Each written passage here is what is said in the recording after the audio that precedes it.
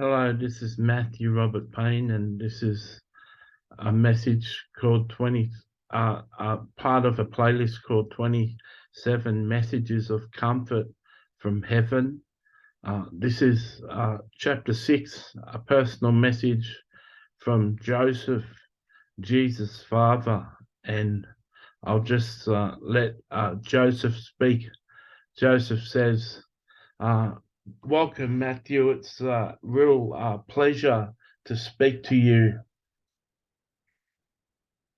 I only knew my son when he was young. I wasn't alive until he entered the ministry, but it was really fascinating bringing up a son amongst other children, a son who never sinned and never did a thing wrong and never put a foot out of step. And he was led by the Holy Spirit as a child, and he continued to obey the leadings of the Holy Spirit. And I want to say that I know your life and I watch your life, and we're all aware, and it's been addressed already here with your addiction to the sex industry.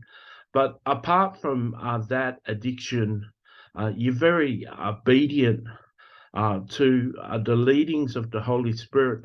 You're really well led by the Holy Spirit, and despite the temptations you have to sin, 95%, 99% of your life, you're being directed and inspired by the Holy Spirit, and you perform really well.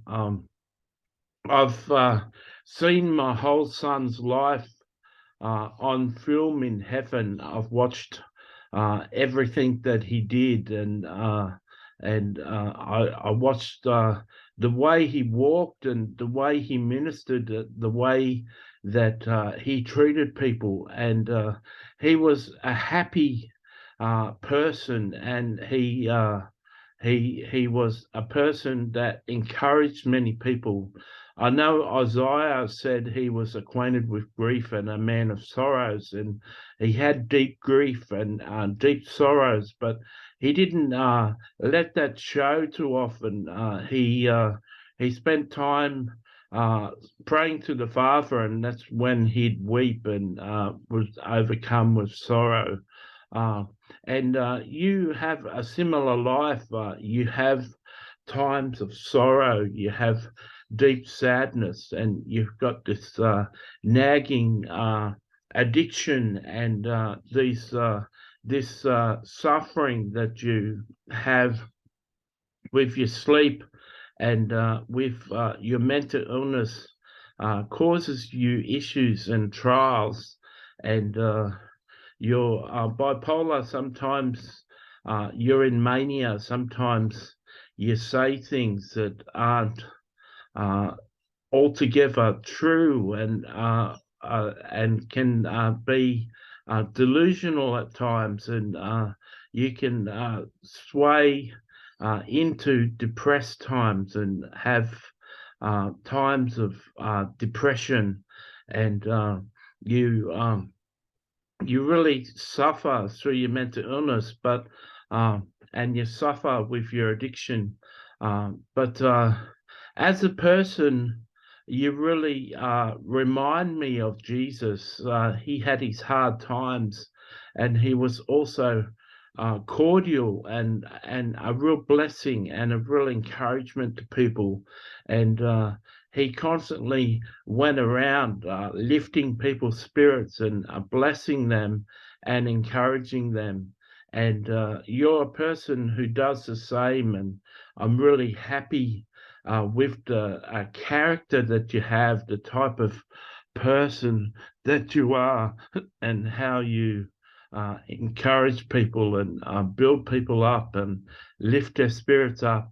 You're always interacting with people in shopping centers and encouraging people and giving them compliments and giving them feedback on their good service. And just yesterday, you encouraged a person working in a cafe, and you really lifted his spirit, and he thought about what you said after you left, and it really touched him. And you're like a man of miracles. You just go and touch people's lives and make an effect on people's lives. There's so many thousands of people that have been seriously affected by the things that you've said and done over the course of your life. And I just want to encourage you to keep going, keep trusting.